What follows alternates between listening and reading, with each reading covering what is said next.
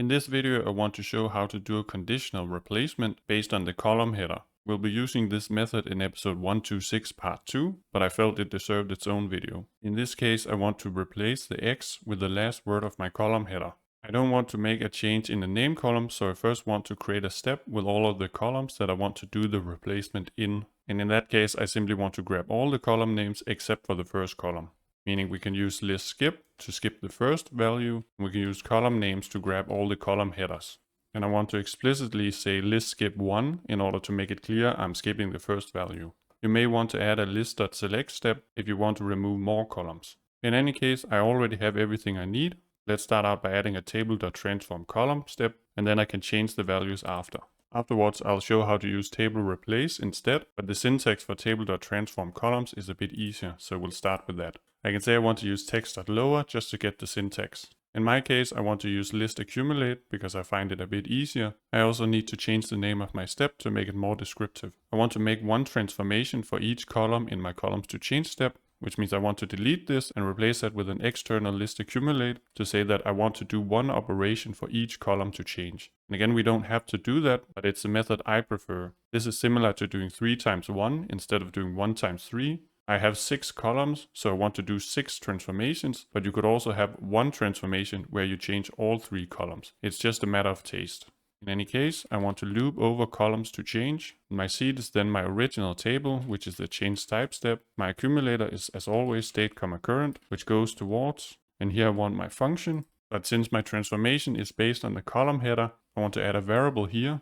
We're now iterating over my columns to change, which means I have access to the current value, and the current value is then the column header. But I want to grab everything to the right of the last space, which we can do by making a variable called suffix, which is then going to be text after delimiter, where I want to use the current value. The delimiter is a space. Then I need to add a list to say I want to get everything to the right of the 0th index. And then I want to use from end, I believe it's called. Yeah, relative position from end. So this is a case where I guess this is like a list, where lists are index 0 based. So this is actually the first space from end, which means it will find the last instance of the space and grab everything to the right. And then I need to remember to write in. Then we can say I don't want to change the change type step. I want to change the state because this will then change with each iteration. The column header is then the current. My function is then going to be that conditional replace, where we can write each if the underscore is equal to x. Meaning in this specific instance, I say the value must be an X, but you could also do something like if the underscore is different from an empty string, if you wanted to,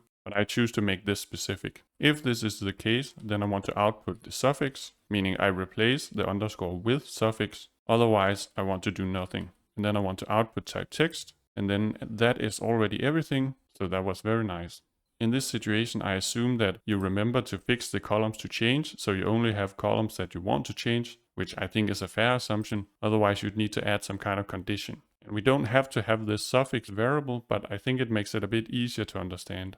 In any case, this solution uses transform columns, which is a bit wrong, I guess, because you're not actually transforming the column, you're doing a replacement. So in real terms, it doesn't matter, but syntactically, it's a bit weird. We can instead solve the problem with table ReplaceValue, which almost follows the same syntax. I'm going to copy it and then say this will be ReplaceValue, and I'll make my own function. And afterwards, I won't do that. I want to change this to say I don't use table transform columns. I want to use ReplaceValue. I'm just going to comment it out for now. I want to use ReplaceValue instead, which is a table function. And then my table is still the state.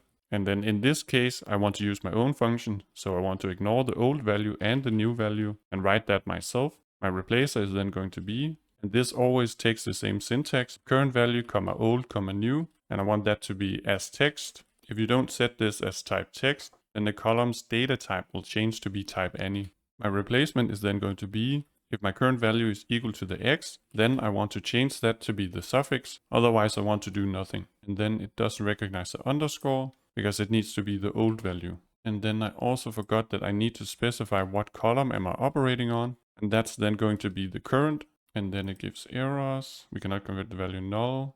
It shouldn't be the old value because that is null. It has to be the current value. That is me getting confused with my own variable names. In other words, we're saying for each row, if the value is equal to an X, then I want to input the suffix, which is just the last word of my column header. Otherwise, that is, if the value is an X, then I want to just print the original value. And again, I say that this is similar to doing 3 times 1. I do one operation for each column instead of saying that I want to do this same operation on all columns at once. And I got the idea for this solution from this guy, Alexis Olson, where he uses what I'd call 1 times 3. So he says, I want to do one table.transform columns operation where I want to transform all the columns in one go. You simply have to make sure you output this syntax with the column name, operation, and type. But otherwise, it's the same logic. And lastly, if you don't want to use your own replacer function, you can also use ReplaceText. We just have to change it a bit. I'm going to copy in the code and then I can change it after. This time I actually do want to have an old value, which is then going to be the X. And what I want to replace it with is then going to be the suffix. Then we can delete this, not the current at the end, because that's the column we're operating on. And then I need to say replace text. And then I forgot a comma. But otherwise, this is basically the same. This is probably easier, but I wanted to show that you don't have to actually add in a value in the old and the new values in table.ReplaceValue. You can instead do the whole logic in the replacement function. But this is probably a bit easier to understand. So